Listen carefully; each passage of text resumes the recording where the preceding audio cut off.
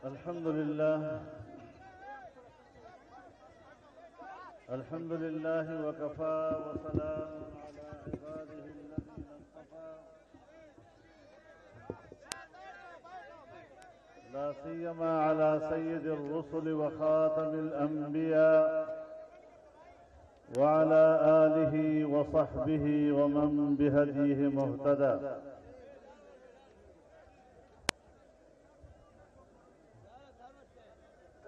جناب محمود خان اشرفزئی صاحب، برادر عزیز جناب شاہ اویس نورانی صاحب، تمام سیاسی جماعتوں کے قائدین و نمائندگان، برادران ملت، میرے بزرگوں اور دوستوں، اہل کراچی نے آج آئین پاکستان کے تحفظ کے عنوان سے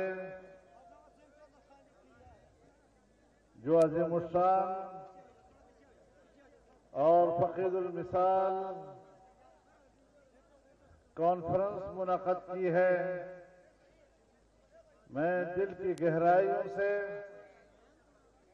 اہل کراچی کو مبارکباد پیش کرتا ہوں۔ میرے محترم دوستوں، ہمارے آئین کا ایک بنیادی ڈھانچہ ہے، اور جب بھی آئین کے بنیادی ڈھانچے کو تبدیل کیا جاتا ہے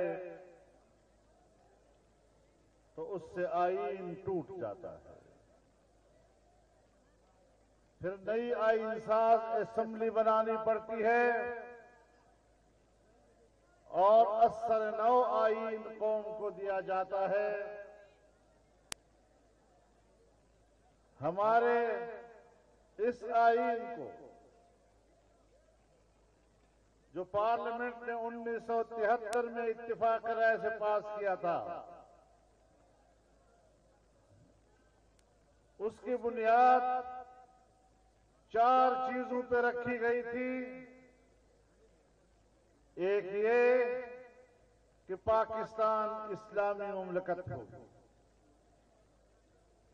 یعنی یہ ملک سیکولر اسٹیٹ نہیں ہوگا بلکہ اسلامی اسٹیٹ ہوگا، اور اسلام کو پاکستان کا مملکتی مذہب قرار دیا گیا تھا۔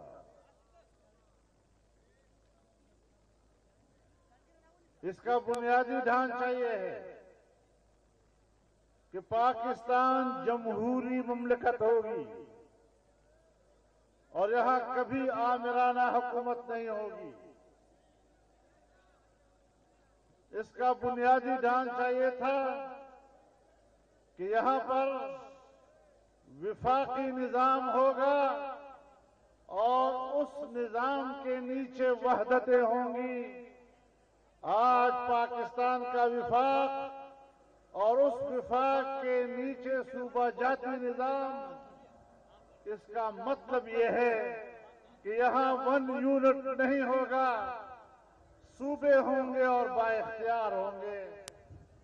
اور چوتھی بات یہ کہ اس ملک کا نظام پارلیمانی ہوگا، عوام کے منتخب نمائندوں کی وساطت سے پارلیمنٹ کی بالادستی ہوگی، حکمرانی کا حق پارلیمنٹ کو ہوگا، اور یہاں پر کوئی صدارتی نظام نہیں ہوگا۔ جب 18ویں ترمیم کے لیے کمیٹی بنائی گئی تو ہم نے سب سے پہلے یہی مطالبہ کیا کہ آئین کے بنیادی ڈھانچے کا تعین کیا جائے۔ چنانچہ پوری کمیٹی نے ان 4 نکات کے اوپر اتفاق رائے کیا اور اس کے بعد دفعوار آئین پر بات چیت ہوئی۔ میرے محترم دوستو، آج کیوں اس ملک کے اسلام کو متنازع بنایا جا رہا ہے؟ تمام مکاتب فکر اس قرارداد مقاصد پر آج بھی متفق ہے جس کا مسودہ شیخ الاسلام علامہ شبیر احمد عثمانی نے تیار کیا اور وزیر اعظم پاکستان نواب زادہ لیاقت علی خان نے پیش کیا۔ آج بھی قرارداد مقاصد پر کوئی اختلاف نہیں اور آج بھی وہ ہمارے آئین کا مقدس حصہ ہے۔ آئین کے تمام اسلامی دفعات، اسلامی نظریاتی کونسل کے سفارشات، کوئی اختلاف اس پر نہیں ہے، لیکن کیا وجہ ہے کہ اس کے باوجود پاکستان نہ عملی طور پر اسلامی مملکت بن سکا ہے اور نہ ہی عملی طور پر یہ پاکستان جمہوری مملکت بن سکی؟ میں تفصیلات میں جائے بغیر آپ پر واضح کر دینا چاہتا ہوں کہ آج کے حکمران آئین کے اسلامی حیثیت کا خاتمہ کرنے کا عزم لے کر آئے ہیں، ایجنڈا لے کر آئے ہیں، اور آج آپ دیکھ رہے ہیں کہ کس طرح عقیدہ ختم نبوت کو پامال کرنے کے لیے قادیانیت کو تحفظ دیا جا رہا ہے، کس طرح ناموس رسالت کے مسلمانوں کے جذبات کے ساتھ کھیل کر توہین رسالت کے مرتکب لوگوں کو تحفظ دیا جاتا ہے اور بین الاقوامی سطح پر ان کو اعزازات سے نوازا جا رہا ہے۔ انسانی حقوق اس ملک میں پامال ہو رہے ہیں، لیکن بے حیائی اور فحاشی اور عریانی کو انسانی حق قرار دیا جا رہا ہے۔ یہ آئین کا تقاضا نہیں ہے، آئین پامال ہو رہا ہے۔ اس لیے آج ہم آپ سے عہد لینا چاہتے ہیں کہ حکمرانوں کو اس ملک کے اسلامی تشخص کو ختم کرنے کی اجازت نہیں دی جائے گی۔ ہم آپ سے یہ عزم لینا چاہتے ہیں کہ ان حکمرانوں کی جمہوریت دشمنی پر مبنی پالیسیاں انشاءاللہ ان کو جام کیا جائے گا اور ان کو جمہوریت کے خلاف کسی قسم کا مذاق اڑانے کی اجازت نہیں دی جائے گی۔ میرے محترم دوستو، آج ہم نے اس ملک میں جناب رسالت مآب صلی اللہ علیہ وسلم کی ختم نبوت اور اس کے ناموس کے تحفظ کے لیے اس قوم کو ایک پلیٹ فارم پر لانا ہے۔ کسی بین الاقوامی طاقت کو اس بات کی اجازت نہیں دے سکتے کہ وہ پاکستان کے 22 کروڑ مسلمانوں کے عقائد کے ساتھ کھیل سکتے۔ اور میں یہ بھی بتا دینا چاہتا ہوں کہ کسی بھی انسانی حق کے نام پر قرآن و سنت کو رونگنا ہمارے اپنے ملک کی تہذیب کو پامال کرنا، اس کی بھی اجازت نہیں دی جائے گی۔ اور اگر کوئی سمجھتا ہے کہ ہم مختلف عنوانات کے ساتھ سڑکوں پر آ کر بے حیائی اور فحاشی کی بنیاد پر اس تہذیب کو رون دیں گے، اسلامی تہذیب کو رون دیں گے، قومی تہذیب کو رون دیں گے، تو انشاءاللہ پھر سڑک پر آپ کے سامنے آپ کو ہم بھی نظر آئیں گے کہ کس طرح آپ اس ملک کی عزت و ناموس کو پامال کرنے کی کوشش کرتے ہیں۔ اور میرے کارکنوں، میں آپ سے کہنا چاہتا ہوں، جہاں اس قسم کے عناصر آپ کو نظر آئیں، آپ قانون کو دعوت دیں، قانون کو دعوت دے کر روکیں، اور اگر میرا قانون ان کو تحفظ فراہم کرے گا تو پھر آپ کی قربانیاں ان کو روکیں گی، اور کسی طرح ہم اس ملک میں اسلامی تہذیب اور قومی تہذیب کو پامال ہونے کے تماشے نہیں دیکھ سکیں گے۔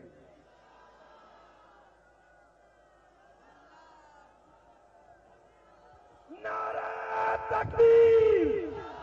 قائد کا ایک اشارہ، قائد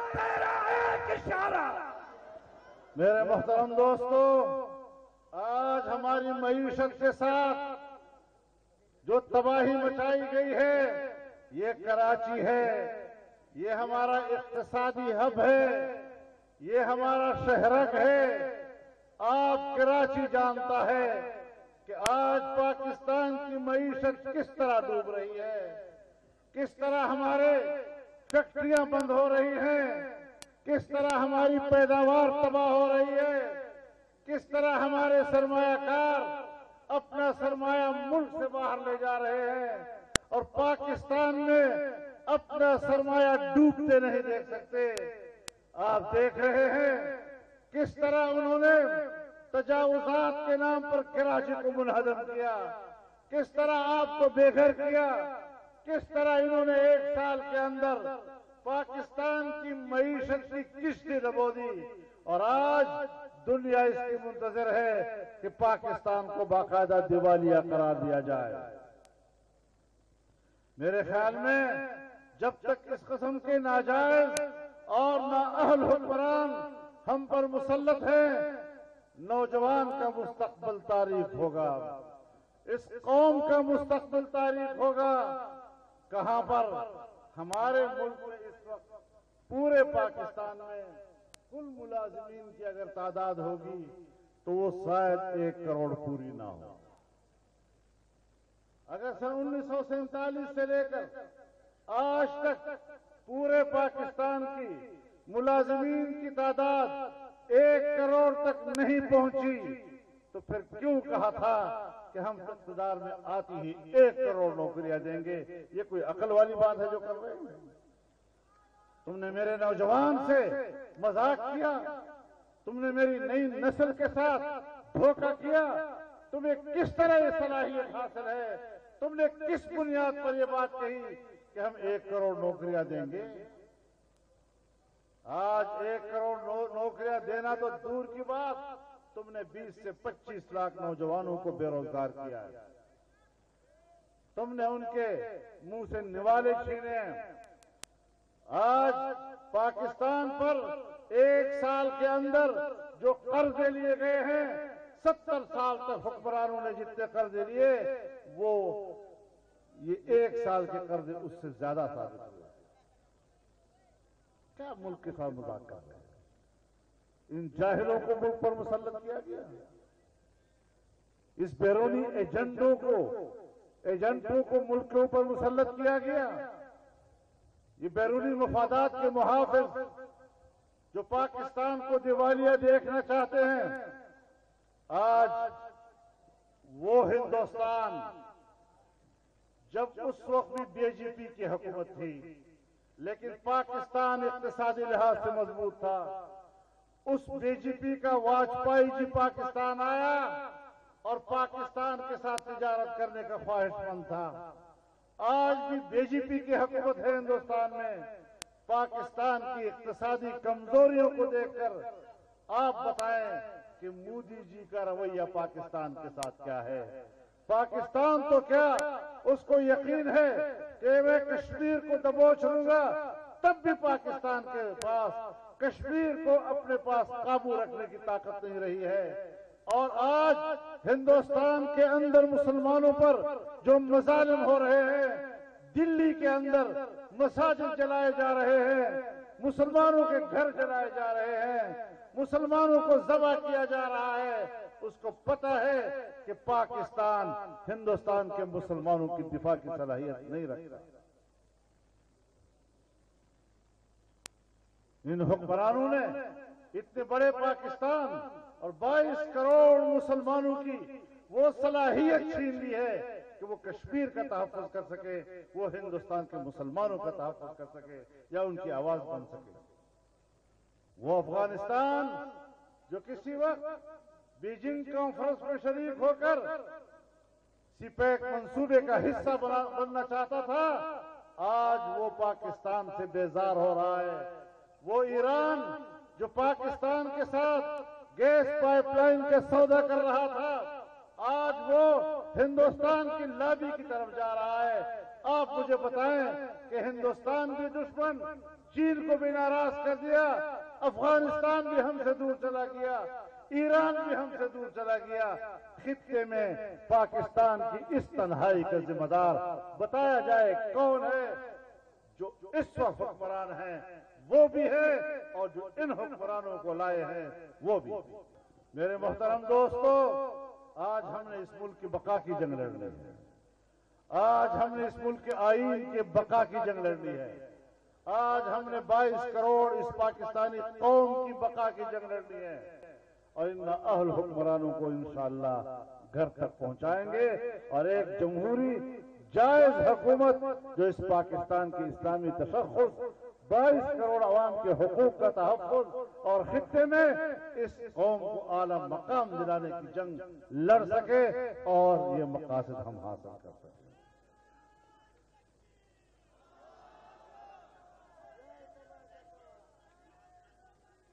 دھمکیوں سے ہمیں نہیں ڈرایا جا سکتا، دھمکیاں اپنے پاس رکھو۔ ہم دوسروں پر روب ڈالنے والے لوگ ہیں، کسی کا روب قبول کرنے والے لوگ نہیں ہیں ہم لوگ۔ نعرہ تکبیر! قائد جمعیت مولانا عبد الرحمان! لبیک لبیک لبیک لبیک! تو انشاءاللہ اسی عزم کے ساتھ ہم نے اس سفر کو آگے بڑھانا ہے، اور انشاءاللہ العزیز 19 مارچ کو لاہور میں عوام کی شراکت پر ہم نے ایک بڑے اجتماع کا مظاہرہ کرنا ہے، اور دنیا کو بتانا ہے کہ پاکستان پر جو حکمرانی ہے وہ آئین کے خلاف ہے، جمہوریت کے خلاف ہے، ملک کی معیشت کی تباہی کی ذمہ دار ہے، پاکستان کی کمزوری کی ذمہ دار ہے۔ ہم نے اس پاکستان کے مستقبل کو بنانا ہوگا۔ اللہ ہمارا حامی و ناصر ہو۔ وآخر دعوانا ان الحمدللہ رب العالمین۔